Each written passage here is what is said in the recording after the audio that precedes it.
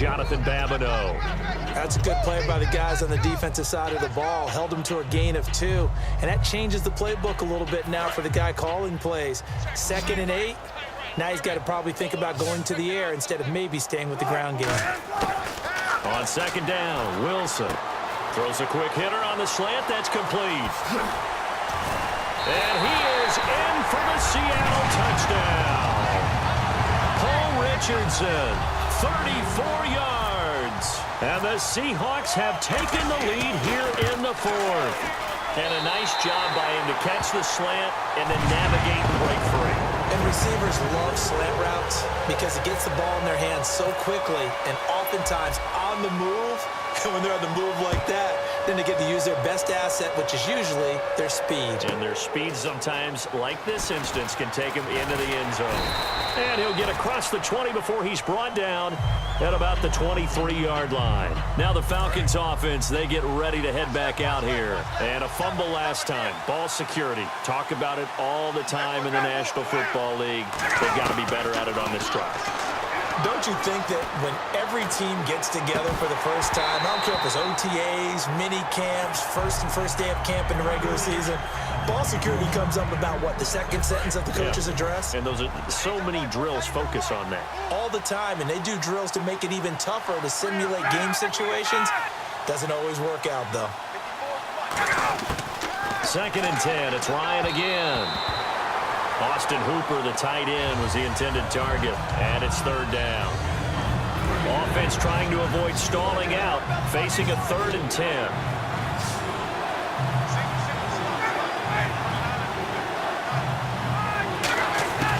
On 3rd down, Ryan. And he can't escape the pressure. Ryan goes down. The corner blitz pays off there as they sack him for a loss of 5. He was trying to keep his eyes downfield. Nobody came open. He's trying to do everything that he had been taught, right? Every bit of the technique. But if no one's open, there is no technique except make sure you hold on to the ball as you go to the ground when you're getting sacked. Here's Hester. An excellent return that time, 26 yards. And this offense, they're going to have excellent field position. They take over with a 1st and 10 on the short side of the field. And they'll start this drive with very good field position. They'll come out in the pistol. Now Wilson on 1st down. It's caught on the left side by Baldwin. It's a gain of 21 that time. And it's good enough for a Seattle 1st. And defensively, they were in zone coverage there. Do you have to be a little careful? You're losing playing against a good quarterback like he is, to not play too much zone? Yeah, you have to be careful about how much time you're giving up. I think it's a good point you just brought up. So maybe if you still want to play zone, you go to a zone blitz scheme. And you can drop anyone out of your defensive front. Defensive end, defensive tackle. It doesn't matter. You just exchange someone to bring more pressure towards the quarterback and still try and cover downfield. In order for a screen pass to break big, a lot of things have to come together and be well executed. But all it takes is one small thing to go wrong and keep it from being a big gain. Now Wilson on 2nd down. And incomplete there. A nice hit. Jars the ball free and brings up 3rd down.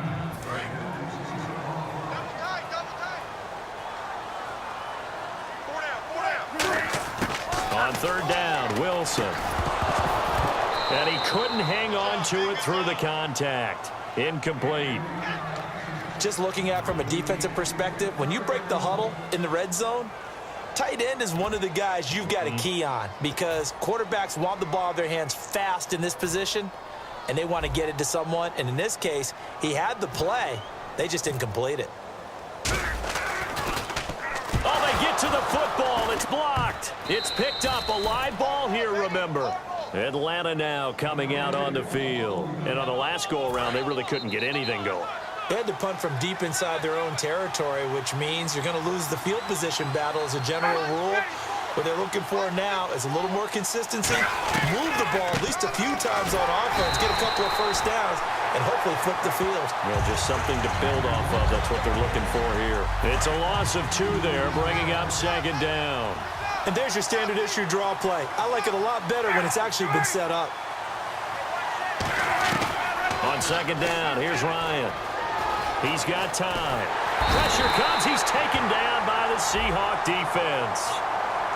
Face mask penalty, and Charles, you were a defender. You know sometimes in the heat of the moment, it's hard to keep your hands away from that face mask. Sometimes you just get out of position as a defender when you're trying to make a tackle, so you end up flailing away, and your hand gets into the wrong spot.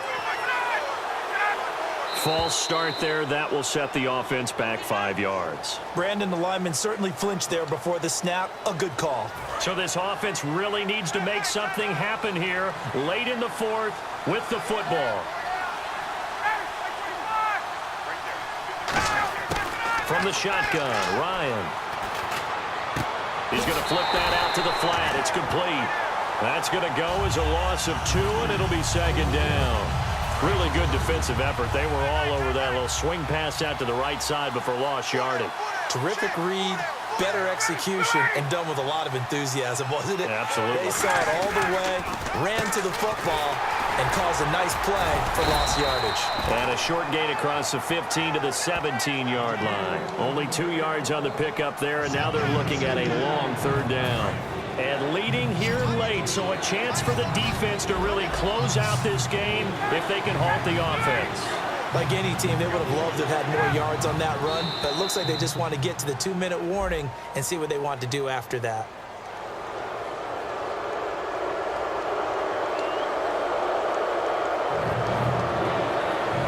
Offense in a little bit of a bind here. 9 yards to go on third down.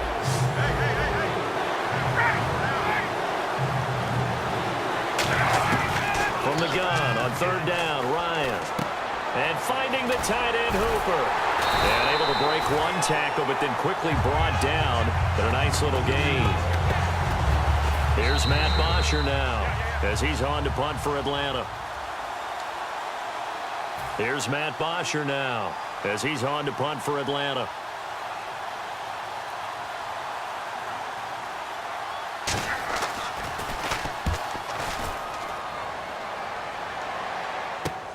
That's taken on the 25. A good return there. Call it 13 yards. And it'll be Seahawk football, 1st and 10. The Seattle offense now set to come back out on the field. They have the lead. Still a one-possession game, but the defense got the stop. They've got the football now. Just salted away, right? Exactly. That's all the defense is counting on from their offense. They did their job in a big way. You know they're over on the sidelines now starting to take their tape off and, hey, we've done this thing. The offense has to put it away, and that means ball security. Absolutely. Stranger things have happened. Obviously, a big play was needed, and you can see his eyes light up as he realized there's absolutely no one in front of him. And he takes off and goes a long way. Not only does he pick up a first down, but a big gain to boot. And his pass incomplete. 10 yards still left on second down.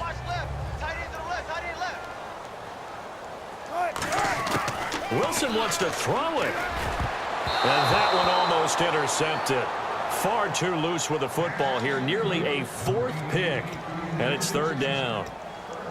While an incomplete pass certainly doesn't look like a good play, for the guy throwing it today, as many interceptions he's thrown, he's got to feel a sigh of relief that the ball actually hit the ground and didn't go in the other direction. Here's Wilson. And he can't get a throw off. He's taken down. What a huge play at this point in the game. Here's John Ryan now as he's on to punt for the first time this afternoon.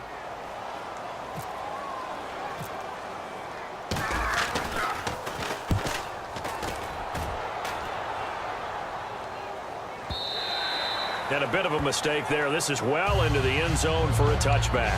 Here comes the Atlanta offense now ready to take over here. They're down here in a one-score game, but the time, it's a factor, but it's not a huge factor right now, is it? It's really not, because this amount of time gives them a chance to run their offense, to go through play sequences. And this is what they work on every week in practice, usually on a Friday. They go over this type of a situation, late game situation. What are we going to do when we have the opportunity? They've called these plays a bunch of times, Now's their chance to execute them. They have the opportunity now. Here's the execution. He's back to throw. He's got time in the pocket. It's a short one here, complete to the tight end. We'll give him 10 yards on that one, and that'll earn him a fresh set of downs. That's what they need right now. Get the first down, get out of bounds, stop the clock. Just playing smart football, understanding the situation, making the plays necessary, and making sure that clock stops at every opportunity. They'll look to throw. The left side completion to Jones. And taking it across midfield and inside the 45. 15 yards through the air and a first down. And they're going to speed things up here. Back to throw. And this is caught on the sideline. But no, they'll say out of bounds. He caught it but was not in bounds. Incomplete. Out routes are always timing routes. And if the timing's off just a little bit, it can really throw off a play. It looked like he let him a little too much there. Yeah, there was a fraction of a second because he caught it, just couldn't stay in bounds. And he'll get this one down near the 20-yard line. And now the Seahawks are going to take a timeout here on defense. It's just their first. They've got 2 more to use here in the final stages.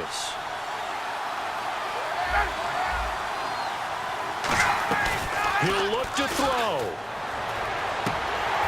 Oh, he had 6 points in his hands there. Couldn't hang on.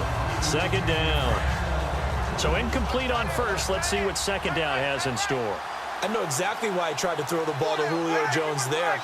He's never considered cover. He's either too fast or too strong. You always try and get it to him. Especially on those deep passes. He goes underneath to Freeman. And able to get him down, but he does reach the 5. And now the Seahawks are going to call another timeout. That'll leave them with just 1 remaining in this 4th quarter of play. They come up in an offset eye. Back to throw. He takes it across for the touchdown, and they've taken the lead late in the final minute of the 4th. Wow. Wow. So how many practices have we watched over time where the offense works on scoring late in the game and finding a way to win, as we just saw there? Just saw it right there. Now can they preserve that advantage that they just got? Now after the touchdown, it's Bosher to kick it away. This is taken just shy of the 10 here. They juked him.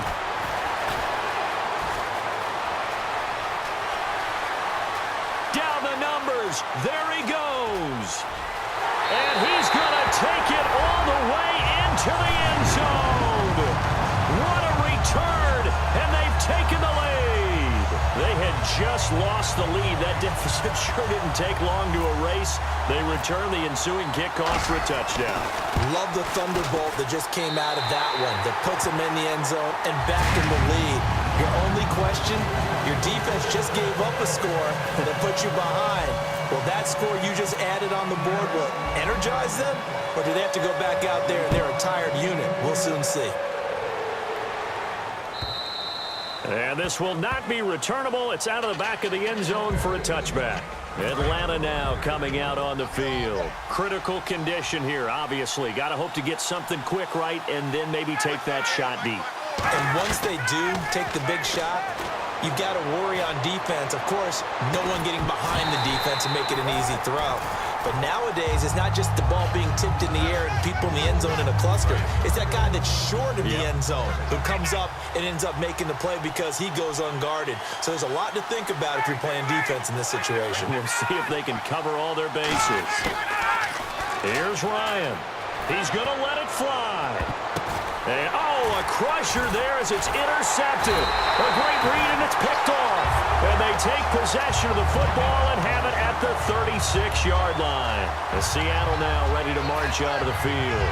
2 timeouts remaining defensively, but that shouldn't make much difference right here. It really shouldn't, but a lot of coaches look at it similar to baseball with the intentional walk. Always bringing in other sports. Always, hey, listen, think about the intentional walk, right? What if one gets past the catcher? What if he uncorks a wild one and now you still have an opportunity? That's why they like to use them all the way through. And all the way down to the 24-yard line.